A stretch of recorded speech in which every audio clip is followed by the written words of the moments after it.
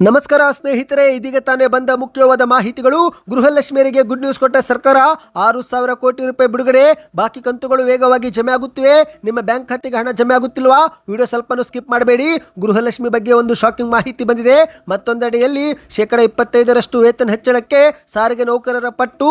ಇವತ್ತಿನ ಸಭೆ ಮತ್ತೆ ವಿಫಲವಾಗಿದ್ದು ರಾಜ್ಯಾದ್ಯಂತ ಬಸ್ ಬಂದ್ ಆಗುವ ಸಾಧ್ಯತೆ. ಎಲ್ಲ ಮಾಹಿತಿ ನೋಡೋಣ. ಮತ್ತೊಂದೆಡೆಯಲ್ಲಿ ಪ್ರಧಾನಿ ಮೋದಿ ಭಾಷಣಕ್ಕೆ ಮಲ್ಲಿಕಾರ್ಜುನ್ ಖರ್ಗೆ ಅವರು ಟೀಕೆ ಮಾಡಿದ್ದಾರೆ. 59 ಬಾರಿ ಕಾಂಗ್ರೆಸ್ನ ಟೀಕೆ ಮಾಡಿದರೆ ಹೊರತು ಮೋದಿ ಭಾಷಣದಲ್ಲಿ ಮಹಿಳೆಯರ ಅಭಿವೃದ್ಧಿ ಬಗ್ಗೆ ಮಾತನಾಡಲಿಲ್ಲ ಎಂದು ಕಿಡಿಕಾರಿದ್ದಾರೆ. ಎಲ್ಲ ಸುದ್ದಿ ಬಂದಿವೆ ಸ್ನೇಹಿತರೆ. ರೈತರಿಗೆ ಗುಡ್ ನ್ಯೂಸ್ ಕೊಟ್ಟ ಸರ್ಕಾರ. ಈ ಒಂದು ಯೋಜನೆ ಮೂಲಕ ಕಡಿಮೆ ಬಡ್ಡಿ ದರದಲ್ಲಿ 5 ಲಕ್ಷವರೆಗೆ ಸಾಲ ಸಿಗುತ್ತೆ. ಸಾಲದ ನಿರೀಕ್ಷೆಯಲ್ಲಿದ್ದ ರೈತರು ಈ ಮಾಹಿತಿ ಪಡೆದುಕೊಳ್ಳಿ. ಮತ್ತೊಂದೆಡೆಯಲ್ಲಿ ವಿದ್ಯುತ್ ದರ ಏರಿಕೆ ಮಾಡಿರುವ ಕಾಂಗ್ರೆಸ್ ಸರ್ಕಾರದ ವಿರುದ್ಧ ಮಾಜಿ ಮುಖ್ಯಮಂತ್ರಿ BS ಯಡಿಯೂರಪ್ಪನವರು ಆಕ್ರೋಶ ವ್ಯಕ್ತಪಡಿಸಿದ್ದಾರೆ. ಕೂಡಲೇ ಬೆಲೆ ಏರಿಕೆ ವಾಪಸ್ ಪಡೆದುಕೊಳ್ಳಲಿ ಎಂದು ಆಗ್ರಹ ಮಾಡಿದ್ದಾರೆ. ವಿಡಿಯೋನ ಪೂರ್ತಿಯಾಗಿ ನೋಡಿ ಸ್ನೇಹಿತರೆ. ಇನ್ನು LPG ಸಿಲಿಂಡರ್ ಕುರಿತಂತೆ ಒಂದು ಮುಖ್ಯವಾದ ಮಾಹಿತಿ. ಸಿಲಿಂಡರ್ ಪಡೆದುಕೊಳ್ಳುವ ಮುನ್ನ ಈ ವಿಷಯಗಳನ್ನು ತಪ್ಪದೇ ಪರೀಕ್ಷಿಸಿ. ಎಲ್ಲ ಮಾಹಿತಿ ಡೀಟೇಲ್ ಆಗಿ ನೋಡೋಕ್ಕಿಂತ ಮೊದಲು ನೀವು ಸುದ್ದಿ 9 ಯೂಟ್ಯೂಬ್ ಚಾನೆಲ್ಗೆ ಮೊದಲು ಬಾರಿ ಭೇಟಿ ನೀಡುತ್ತಿದ್ರೆ ದಯವಿಟ್ಟು ಸಬ್ಸ್ಕ್ರೈಬ್ ಬಟನ್ ಕ್ಲಿಕ್ ಮಾಡಿ, ಪಕ್ಕದಲ್ಲಿ ಕಾಣಿಸೋ ಗಂಟೆ ಕೂಡ ಒತ್ತಿ. ಇದರಿಂದ ರಾಜ್ಯದ ಮಾಹಿತಿಗಳು ನಿಮಗೆ ಸಿಗುತ್ತಿರುತ್ತವೆ. ದಯವಿಟ್ಟು ವಿಡಿಯೋಗೆ ಲೈಕ್ ಮಾಡಿ ಮತ್ತು ವಿಡಿಯೋ ಪೂರ್ತಿಯಾಗಿ ನೋಡಿ. ಬನ್ನಿ ಸ್ನೇಹಿತರೆ, ಎಲ್ಲ ಮಾಹಿತಿಗಳನ್ನು ಡೀಟೇಲ್ ಆಗಿ ನೋಡೋಣ. ನೀವು ಕೂಡ ಗೃಹಲಕ್ಷ್ಮಿ ಯೋಜನೆ ಫಲಾನುಭವಿಗಳಾಗಿದ್ದರೆ ಈಗಲೇ ವಿಡಿಯೋಗೆ ಲೈಕ್ ಮಾಡಿ ಮತ್ತು ನಿಮ್ಮ ಬ್ಯಾಂಕ್ ಖಾತೆಗೆ ಏಪ್ರಿಲ್ ತಿಂಗಳಲ್ಲಿ 2,000 ರೂಪಾಯಿ ಜಮವಾಯ್ತಾ ಕಮೆಂಟ್ ಮಾಡಿ. ಹೌದು ಸ್ನೇಹಿತರೆ, ಇಲ್ಲಿವರೆಗೆ ಸರ್ಕಾರ 29 ಕಂತು ಜಮೆ ಮಾಡುವ ಮೂಲಕ ಅರ್ಹ ಮಹಿಳೆಯರ ಬ್ಯಾಂಕ್ ಖಾತೆಗೆ 58,000 ರೂಪಾಯಿವರೆಗೆ ಹಣ ಹಾಕಲಾಗಿದೆ. ಅಂದ ಹಾಗೆ ಇತ್ತೀಚೆಗೆ ದಾವಣಗೆರೆ ದಕ್ಷಿಣ ಮತ್ತು ಬಾಗಲಕೋಟೆ ಉಪಚುನಾವಣೆಗೂ ಮುನ್ನ ಗೃಹಲಕ್ಷ್ಮಿ ಯೋಜನೆಗೆ 6,000 ಕೋಟಿ ಹಣ ನೀಡಲಾಗಿದೆ. ಸುಮಾರು 3 ತಿಂಗಳ ಬಾಕಿ ಹಣವನ್ನು ದೊಡ್ಡ ಮೊತ್ತದಲ್ಲೇ ಜಮೆ ಮಾಡಲಾಗಿದೆ ಸ್ನೇಹಿತರೆ. ನಿಮ್ಮ ಬ್ಯಾಂಕ್ ಖಾತೆಗೂ ಜನವರಿ ತಿಂಗಳಿನಿಂದ ಏಪ್ರಿಲ್ ತಿಂಗಳವರೆಗೆ ಸರಿಸುಮಾರು 5 ರಿಂದ 6 ಕಂತುಗಳು ಜಮವಾಗಿದ್ರೆ ಕಮೆಂಟ್ ನಲ್ಲಿ ಎಸ್ ಎಂದು ಕಮೆಂಟ್ ಮಾಡಿ. ಹೌದು, ಜನವರಿಯಲ್ಲಿ 24ನೇ ಕಂತು ಹಾಕಿದ ಸರ್ಕಾರ ಫೆಬ್ರವರಿಯಲ್ಲಿ 25, 26, ಮಾರ್ಚ್ ಅಲ್ಲಿ 27, 28 ಮತ್ತು ಇತ್ತೀಚೆಗೆ ಏಪ್ರಿಲ್ ತಿಂಗಳಲ್ಲಿ 29 ಕಂತು ಜಮೆ ಮಾಡಿದೆ. ಅಂದ್ರೆ ಕಳೆದ 4 ತಿಂಗಳ ಅವಧಿಯಲ್ಲಿ ಏನಿಲ್ಲವೆಂದರೂ 10,000 ರೂಪಾಯಿವರೆಗೆ ಫಲಾನುಭವಿಗಳ ಬ್ಯಾಂಕ್ ಖಾತೆಗೆ ಹಣ ಹಾಕಲಾಗಿದೆ. ಆದರೆ ಸ್ನೇಹಿತರೆ, ಗೃಹಲಕ್ಷ್ಮಿಯರಿಗೆ ಹಣ ಜಮೆ ಆಗ್ತಾ ಇದೆ. ಇತ್ತ ಸಾರಿಗೆ ನೌಕರರಿಗೆ ಸಂಬಳ ಜಮೆ ಆಗಿಲ್ಲ. ಹೌದು, ಸಾಮಾನ್ಯವಾಗಿ ತಿಂಗಳ ಮೊದಲ ವಾರದಲ್ಲೇ ರಾಜ್ಯದ ಸರ್ಕಾರಿ ನೌಕರರಿಗೆ ಪಾವತಿಯಾಗುತ್ತಿದ್ದಂತ ಹಿಂದಿನ ತಿಂಗಳ ಸಂಬಳ ಈ ಬಾರಿ ವಿಳಂಬವಾಗಿದೆ. ಹಾಗಾಗಿ ಈ ಒಂದು ಹಣ ಗೃಹಲಕ್ಷ್ಮಿ ಯೋಜನೆಗೆ ಬಳಕೆ ಆಯ್ತಾ ಎಂಬ ಒಂದು ಸುದ್ದಿ ಚರ್ಚೆ ಶುರುವಾಗಿದೆ. ಹೌದು ಗೆಳೆಯರೆ, ಶಿಕ್ಷಣ ಇಲಾಖೆ, ಪೊಲೀಸ್ ಇಲಾಖೆ, ಪಶುಸಂಗೋಪನೆ ಸೇರಿದಂತೆ ಹಲವು ಇಲಾಖಾ ನೌಕರರಿಗೆ ಇದುವರೆಗೆ ಹಣ ಜಮವಾಗಿಲ್ಲ. ಕೆಲವರಿಗೆ ಏಪ್ರಿಲ್ 9, 10ರಂದು ಸಂಬಳ ಬಂದಿದೆ. ಆದರೆ ಇನ್ನೂ ಹಲವರಿಗೆ ಸಂಬಳ ಜಮಾ ಆಗಿಲ್ಲ. ಹಾಗಾಗಿ ಕಾದು ಕುಳಿತಿದ್ದಾರೆ ಸ್ನೇಹಿತರೆ. ಮಾಹಿತಿಯ ಪ್ರಕಾರ ಗೃಹಲಕ್ಷ್ಮಿ ಯೋಜನೆಗೆ ಇತ್ತೀಚೆಗೆ 6,000 ಕೋಟಿ ನೀಡಲಾಗಿದ್ದು ಇದರಿಂದಲೇ ಹಣದ ಕೊರತೆ ಎದುರಾಯ್ತಾ ಎಂಬ ಪ್ರಶ್ನೆ ಉಂಟಾಗಿದೆ ಸ್ನೇಹಿತರೆ. ಗೃಹಲಕ್ಷ್ಮಿ ಯೋಜನೆಗೆ ಸಂಬಳದ ಹಣವನ್ನು ನೀಡಲಾಗಿದೆ ಎಂಬ ಆರೋಪವೂ ಕೂಡ ಕೇಳಿ ಬಂದಿದೆ. ನಿಮ್ಮ ಬ್ಯಾಂಕ್ ಖಾತೆಗೆ ಹಣ ಜಮೆ ಆಗುತ್ತಿದ್ರೆ, ಗೃಹಲಕ್ಷ್ಮಿ ಯೋಜನೆ ಕಂತು ಬಂದಿದ್ರೆ ಕಮೆಂಟ್ ಮಾಡಿ. ಬನ್ನಿ ಮತ್ತೊಂದು ಮಾಹಿತಿಗೆ ಹೋಗೋಣ. ರಾಜ್ಯದಲ್ಲಿ ಮತ್ತೊಮ್ಮೆ ಸಾರಿಗೆ ಸಂಚಾರದಲ್ಲಿ ವ್ಯತ್ಯಯ ಉಂಟಾಗುವ ಸಾಧ್ಯತೆ ಇದೆ. ಯಾಕಂದ್ರೆ ಇವತ್ತಿನ ಸಭೆ ಮತ್ತೆ ವಿಫಲವಾಗಿದೆ. 25% ವೇತನ ಹೆಚ್ಚಳ ಮಾಡಬೇಕು ಎಂದು ಸಾರಿಗೆ ನೌಕರರು ಪಟ್ಟು ಹಿಡಿದಿದ್ದು, ಇತ್ತ ಸರ್ಕಾರ 7% ಮಾತ್ರ ಏರಿಕೆ ಮಾಡುವ ಭರವಸೆ ಕೊಟ್ಟಿದ್ದು, ಹಾಗಾಗಿ ಸಭೆ ವಿಫಲಗೊಂಡಿದೆ. ಹೌದು ಗೆಳೆಯರೆ, ಸಾರಿಗೆ ನೌಕರರ ವೇತನ ಹೆಚ್ಚಳಕ್ಕೆ ಸಂಬಂಧಿಸಿದಂತೆ ಸಾರಿಗೆ ನಿಗಮಗಳು ನೀಡಿದ ಪ್ರಸ್ತಾವನೆ ನೌಕರರ ಸಂಘಟನೆಗಳು ತಿರಸ್ಕರಿಸಿವೆ. ಹೌದು, ಒಂದು ಕಡೆಯಲ್ಲಿ ಸಾರಿಗೆ ನೌಕರರು 25% ವೇತನ ಹೆಚ್ಚಳ ಪ್ರಸ್ತಾವನೆ ಮುಂದಿಟ್ಟಿದ್ರೆ, ಇತ್ತ ಅಂತಿಮವಾಗಿ ನಿಗಮಗಳು 4 ನಿಗಮಗಳ ನೌಕರರಿಗೆ ಕೇವಲ 7% ಮಾತ್ರ ವೇತನ ಹೆಚ್ಚಳ ಮಾಡಲಾಗುವುದು ಎಂದು ಅಧಿಕಾರಿಗಳು ತಿಳಿಸಿದ್ದಾರೆ. ಇದಕ್ಕೆ ಒಪ್ಪದ ಸರ್ಕಾರಿ ನೌಕರರ ಸಂಘದ ಪ್ರಮುಖರು 25% ವೇತನ ಹೆಚ್ಚಳ ಮಾಡಲೇಬೇಕು ಎಂದು ಪಟ್ಟು ಹಿಡಿದಿದ್ದಾರೆ. ಸದ್ಯ ಸ್ನೇಹಿತರೆ, ಇವತ್ತಿನ ಸಭೆ ವಿಫಲಗೊಂಡಿದ್ದು ಮತ್ತೊಮ್ಮೆ ರಾಜ್ಯದಲ್ಲಿ ಬಸ್ ಸಂಚಾರ ವ್ಯತ್ಯಯ ಉಂಟಾಗುವ ಸಾಧ್ಯತೆ ಇದೆ. ಅಂದಹಾಗೆ ಇದುವರೆಗೆ ಬಸ್ ಸಂಚಾರ ಬಂದ್ ಕುರಿತಂತೆ ಯಾವುದೇ ಅಧಿಕೃತ ಘೋಷಣೆ ಆಗಿಲ್ಲ. ಆದರೆ ಶೀಘ್ರವೇ ಇದೇ ರೀತಿ ಮುಂದುವರೆದರೆ ಬಸ್ ಸಂಚಾರ ವ್ಯತ್ಯಯ ಉಂಟಾಗಬಹುದು. ಈ ಬಗ್ಗೆ ಮಾಹಿತಿ ಬಂದ ಕೂಡಲೇ ನಾವು ನಿಮಗೆ ವಿಡಿಯೋ ಮಾಡಿ ತಲುಪಿಸುತ್ತೇವೆ. ಬನ್ನಿ ಸ್ನೇಹಿತರೆ, ಮತ್ತೊಂದು ಮಾಹಿತಿಗೆ ಹೋಗೋಣ. ಇತ್ತೀಚೆಗೆ ಲೋಕಸಭೆ ಸಂಸತ್ನಲ್ಲಿ ಕೇಂದ್ರದ ಬಿಜೆಪಿ ಮಂಡಿಸಿದ ಮಹಿಳಾ ಮೀಸಲಾತಿ ಮಸೂದೆ ಸೋಲಾಗಿದೆ. ಯಾಕಂದ್ರೆ ನಿರ್ದಿಷ್ಟವಾದ ಮತಗಳು ಬಾರದ ಹಿನ್ನೆಲೆಯಲ್ಲಿ ಈ ಒಂದು ಮಸೂದೆ ವಿಫಲಗೊಂಡಿದ್ದು, ಇದೇ ವಿಚಾರ ಮುಂದಿಟ್ಟುಕೊಂಡು ಪ್ರಧಾನಿ ಮೋದಿಯವರು ಭಾಷಣದಲ್ಲಿ ಕಾಂಗ್ರೆಸ್ ವಿರುದ್ಧ ವಾಗ್ದಾಳಿ ಮಾಡಿದ್ದಾರೆ. ಆದರೆ ಮೋದಿಯವರ ಭಾಷಣಕ್ಕೆ ಮಲ್ಲಿಕಾರ್ಜುನ್ ಖರ್ಗೆ ಅವರು ತಿರುಗೇಟು ಕೊಟ್ಟಿದ್ದಾರೆ. 59 ಬಾರಿ ಕಾಂಗ್ರೆಸ್ ಅನ್ನ ಟೀಕೆ ಮಾಡಿದರೆ ಹೊರತು ಮಹಿಳೆ ಅಭಿವೃದ್ಧಿ ಬಗ್ಗೆ ಕನಿಷ್ಠ ಕಾಳಜಿ ಮೋದಿಯವರು ತೋರಿಸಲಿಲ್ಲ ಎಂದು ಮಲ್ಲಿಕಾರ್ಜುನ್ ಖರ್ಗೆ ಅವರು ಹೇಳಿಕೆ ಕೊಟ್ಟಿದ್ದಾರೆ. ಹೌದು, ಸಂಸತ್ತಿನಲ್ಲಿ ಮಹಿಳಾ ಮೀಸಲಾತಿ ಮಸೂದೆ ಸಂಬಂಧಿಸಿದಂತೆ ಪ್ರಧಾನಿ ಮೋದಿಯವರು ನೀಡಿರುವ ಭಾಷಣದ ವಿರುದ್ಧ ಕಾಂಗ್ರೆಸ್ ಅಧ್ಯಕ್ಷ ಮಲ್ಲಿಕಾರ್ಜುನ್ ಖರ್ಗೆ ಅವರು ಆಕ್ರೋಶ ವ್ಯಕ್ತಪಡಿಸಿದ್ದಾರೆ.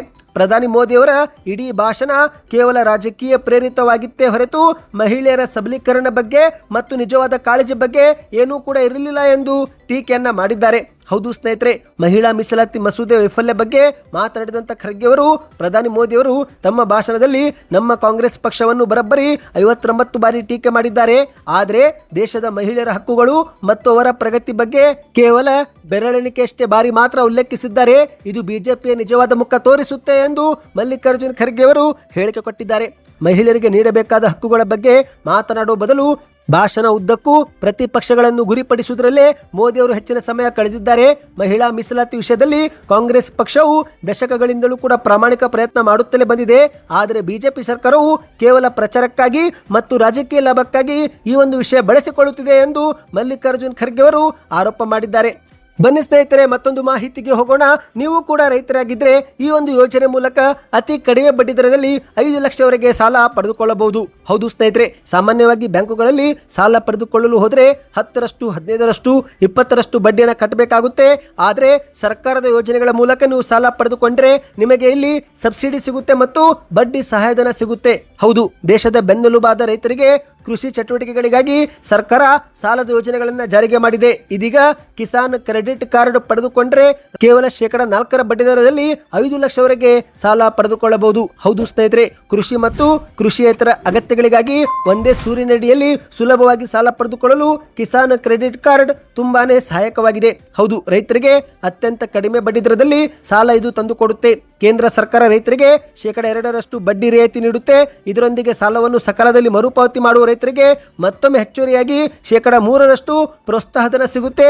ಹೀಗೆ ಅಂತಿಮವಾಗಿ ರೈತರು 9% ಬದಲಿಗೆ ಕೇವಲ 4% ಮಾತ್ರ ಬಡ್ಡಿ ಕಟ್ಟಿ ಸಾಲ ಪಡೆದುಕೊಳ್ಳಬಹುದು. ಹೌದು ಸ್ನೇಹಿತರೆ, 9% ಬಡ್ಡಿ ಇರುತ್ತೆ. ಇದರಲ್ಲಿ ನೀವು ಸಕಾಲಕ್ಕೆ ಸಾಲ ಕಟ್ಟಿದ್ರೆ 3% ಬಡ್ಡಿ ಕಡಿತವಾಗುತ್ತೆ. ಆಗ ಅದು 6% ಬಡ್ಡಿ ಆಗುತ್ತೆ ಮತ್ತು ಕೇಂದ್ರ ಸರ್ಕಾರವು ಕೂಡ ನಿಮಗೆ ಇಲ್ಲಿ 2% ಬಡ್ಡಿ ರಿಯಾಯಿತಿ ಕೊಡಲಿದ್ದು, ಹಾಗಾಗಿ ಅಂತಿಮವಾಗಿ ನೀವು ಕೇವಲ 4% ಮಾತ್ರ ಬಡ್ಡಿ ಕಟ್ಟಬೇಕು. ಅಂದ್ರೆ ಸ್ನೇಹಿತರೆ, 5% ಬಡ್ಡಿ ಸರ್ಕಾರ ಪಾವತಿ ಮಾಡಿದರೆ ಉಳಿದಂತ 4% ಬಡ್ಡಿ ನೀವು ಕಟ್ಟಬೇಕಾಗುತ್ತೆ. ಇನ್ನು ಈ ಒಂದು ಯೋಜನೆಗೆ ಯಾರು ಅರ್ಹರು ಅಂದ್ರೆ ಸ್ವಂತ ಭೂಮಿ ಹೊಂದಿರುವ ರೈತರು ಅರ್ಜಿಯನ್ನು ಹಾಕಬಹುದು ಅಥವಾ ಜಂಟಿ ಭೂಮಿ ಹೊಂದಿದ್ರು ರೈತರು ಅರ್ಜಿಯನ್ನು ಸಲ್ಲಿಕೆ ಮಾಡಬಹುದು. ಸ್ನೇಹಿತರೆ, ಇನ್ನು ಈ ಒಂದು ಪ್ರಕ್ರಿಯೆ ಆನ್ಲೈನ್ ಆಗಿರುತ್ತೆ. ರೈತರು ತಮಗೆ ಇಷ್ಟವಿರುವ ಬ್ಯಾಂಕಿನ ಅಧಿಕೃತ ವೆಬ್ಸೈಟ್ಗೆ ಭೇಟಿ ನೀಡಿ ಕೆಸಿಸಿ ವಿಭಾಗದಲ್ಲಿ ಅಗತ್ಯ ವಿವರ ಭರ್ತಿ ಮಾಡಿ ಕಿಸಾನ್ ಕ್ರೆಡಿಟ್ ಕಾರ್ಡ್ಗೆ ಅರ್ಜಿ ಹಾಕಬೇಕು. ಅರ್ಜಿ ಸಲ್ಲಿಕೆ ಮಾಡಿದ 3-4 ದಿನಗಳಲ್ಲಿ ಬ್ಯಾಂಕ್ ಅಧಿಕಾರಿಗಳು ನಿಮ್ಮನ್ನ ಸಂಪರ್ಕಿಸುತ್ತಾರೆ. ನಂತರ ನಿಮಗೆ ಈ ಒಂದು ಕಿಸಾನ್ ಕ್ರೆಡಿಟ್ ಕಾರ್ಡ್ ನೀಡಲಾಗುತ್ತೆ. ಈ ಬಗ್ಗೆ ಇನ್ನಷ್ಟು ಮಾಹಿತಿ ಬೇಕಂದ್ರೆ ಕಮೆಂಟ್ ನಲ್ಲಿ ಕಿಸಾನ್ ಕ್ರೆಡಿಟ್ ಕಾರ್ಡ್ ಎಂದು ಕಮೆಂಟ್ ಮಾಡಿ. ಬನ್ನಿ ಮತ್ತೊಂದು ಮಾಹಿತಿಗೆ ಹೋಗೋಣ. ಇದೀಗ ಎಲ್ಲ ಎಸ್ಕಾಂಗಳು ಮತ್ತೊಮ್ಮೆ ವಿದ್ಯುತ್ ದರ ಏರಿಕೆ ಮಾಡಿದ್ದು, ಇದೇ ಒಂದು ವಿಚಾರ ಕುರಿತಂತೆ ಮಾಜಿ ಮುಖ್ಯಮಂತ್ರಿ ಬಿಎಸ್ ಯಡಿಯೂರಪ್ಪನವರು ಸರ್ಕಾರದ ವಿರುದ್ಧ ಆಕ್ರೋಶ ವ್ಯಕ್ತಪಡಿಸಿದ್ದಾರೆ. ವಿದ್ಯುತ್ ದರ ಏರಿಕೆ ವಾಪಸ್ ಪಡೆದುಕೊಳ್ಳಿ ಎಂದು ಮಾಧ್ಯಮಗಳ ಮುಂದೆ ಗುಡುಗಿದ್ದಾರೆ. ಹೌದು ಸ್ನೇಹಿತರೆ, ರಾಜ್ಯದಲ್ಲಿ ವಿದ್ಯುತ್ ದರವನ್ನು ಹುಚ್ಚಂಬಟ್ಟೆ ಏರಿಕೆ ಮಾಡಿದ್ದಾರೆ.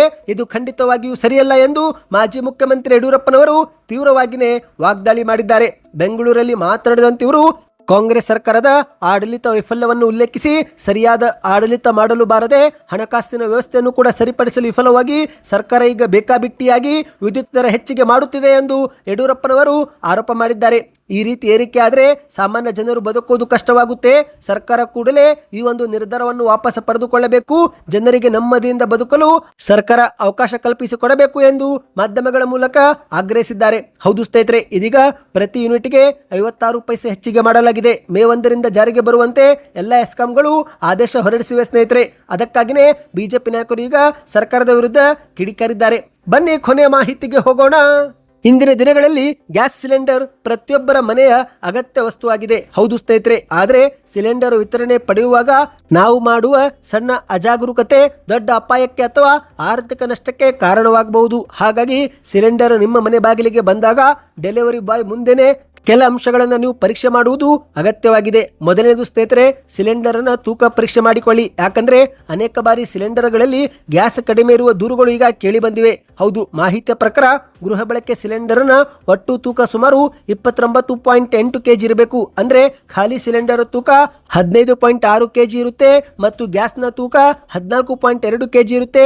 ಹೀಗೆ ಒಟ್ಟಾರೆಯಾಗಿ ಗ್ಯಾಸ್ನ ತೂಕ 29.8 ಕೆಜಿ ಇರಲೇಬೇಕು. ಮತ್ತು ಸ್ನೇಹಿತರೆ, ಸಿಲಿಂಡರ್ ಮೇಲಿರುವ ಪ್ಲಾಸ್ಟಿಕ್ ಸೀಲ್ ಸರಿಯಾಗಿದೆ ಎಂಬುದನ್ನು ನೀವು ಚೆಕ್ ಮಾಡಿಕೊಳ್ಳಿ. ಸೀಲ್ ಹೊಡೆದಿದ್ರೆ ಅಂತಹ ಸಿಲಿಂಡರ್ ಅನ್ನು ನೀವು ಪಡೆದುಕೊಳ್ಳಲೇಬೇಡಿ ಸ್ನೇಹಿತರೆ. ವಿತರಣೆ ಮಾಡುವರಿಂದಲೇ ಸೀಲ್ ತೆಗೆಸಿ ಅಥವಾ ವಾಲ್ಗೆ ಸ್ವಲ್ಪ ನೀರು ಹಾಕಿ ಸೋರಿಕೆ ಆಗಿದೆ ಎಂಬುದನ್ನು ನೀವು ಚೆಕ್ ಮಾಡಿಕೊಳ್ಳಿ ಸ್ನೇಹಿತರೆ. ಇನ್ನು ಮುಖ್ಯವಾಗಿ ಸಿಲಿಂಡರ್ ಮೇಲೆ ಬರೆದಿರುವ ABCD ಅನ್ನು ನೀವು ಚೆಕ್ ಮಾಡಿಕೊಳ್ಳಬೇಕು. ಹೌದು, ಇಲ್ಲಿ A ಅಂದ್ರೆ ಜನವರಿಯಿಂದ ಮಾರ್ಚು, B ಅಂದ್ರೆ ಏಪ್ರಿಲ್ ಇಂದ ಜೂನ್, C ಅಂದ್ರೆ ಜುಲೈಯಿಂದ ಸೆಪ್ಟೆಂಬರ್ ಮತ್ತು D ಅಂದ್ರೆ ಅಕ್ಟೋಬರ್ ಇಂದ ಡಿಸೆಂಬರ್. ಉದಾಹರಣೆಗೆ ಸ್ನೇಹಿತರೆ, ನಿಮ್ಮ ಸಿಲಿಂಡರ್ ಮೇಲೆ B26 ಎಂದು ಬರೆದಿದ್ರೆ ಆಗ ಆ ಒಂದು ಸಿಲಿಂಡರ್ನ ಎಕ್ಸ್ಪೈರಿ ಡೇಟು 2026 ಜೂನ್ ಅಂತ ಇರುತ್ತೆ. ಅಂದ್ರೆ 2026 ಜೂನ್ ನಂತರ ನೀವು ಆ ಒಂದು ಸಿಲಿಂಡರ್ ಬಳಕೆ ಮಾಡಬಾರದು. ಯಾಕಂದ್ರೆ ಅವಧಿ ಮುಗಿದ ಸಿಲಿಂಡರ್ಗಳು ಸ್ಫೋಟಗೊಳ್ಳುವ ಸಾಧ್ಯತೆ ಇರುತ್ತೆ. ಹಾಗಾಗಿ ABCD ಅನ್ನು ನೀವು ಒಮ್ಮೆ ಚೆಕ್ ಮಾಡಿಕೊಳ್ಳಿ ಸ್ನೇಹಿತರೆ. ಮತ್ತು ಕೊನೆಯದಾಗಿ ಡೆಲಿವರಿ ಬಾಯ್ ನೀಡುವ ರಶೀದಿಯಲ್ಲಿ ಮೊತ್ತವನ್ನು ಪರಿಶೀಲಿಸಿ ಮತ್ತು ನೀವು ಡೆಲಿವರಿ ಬಾಯ್ಗೆ ಟಿಪ್ಸ್ ಅಥವಾ ಸರ್ವಿಸ್ ಚಾರ್ಜು ನೀಡೋ ಅವಶ್ಯಕತೆ ಇರೋದಿಲ್ಲ. ಇದು ನಿಮ್ಮ ಇಚ್ಛೆಗೆ ಬಿಟ್ಟಿದ್ದು, ಆದರೆ ಇದು ಕಡ್ಡಾಯವಾಗಿರೋದಿಲ್ಲ ಸ್ನೇಹಿತರೆ. ಹೌದು, ಕೆಲವೊಮ್ಮೆ ಡೆಲಿವರಿ ಬಾಯ್ 50 ರೂಪಾಯಿ, 20 ರೂಪಾಯಿ, 30 ರೂಪಾಯಿ ಹೀಗೆ ಹಣದ ಬೇಡಿಕೆ ಇಡ್ತಾರೆ. ಆದರೆ ಇದು ಕಡ್ಡಾಯವಾಗಿರೋದಿಲ್ಲ. ನಿಮಗೆ ಇಷ್ಟವಿದ್ರೆ ನೀವು ನೀಡಬಹುದು ಅಥವಾ ನೀವು ಕೊಡದೇ ಇರಬಹುದು ಸ್ನೇಹಿತರೆ. ಇವತ್ತಿಗೆ ಎಷ್ಟೇ ಇತ್ತು. ಈ ಎಲ್ಲ ಮಾಹಿತಿಗಳು ಇಷ್ಟವಾಗಿದ್ರೆ ದಯವಿಟ್ಟು ಚಾನಲ್ಗೆ ಸಬ್ಸ್ಕ್ರೈಬ್ ಮಾಡ್ಕೊಳ್ಳಿ. ವಿಡಿಯೋ ಪೂರ್ತಿಯಾಗಿ ನೋಡಿದ್ರೆ ಕಂಪ್ಲೀಟ್ ವಿಡಿಯೋ ಎಂದು ಕಮೆಂಟ್ ಮಾಡಿ.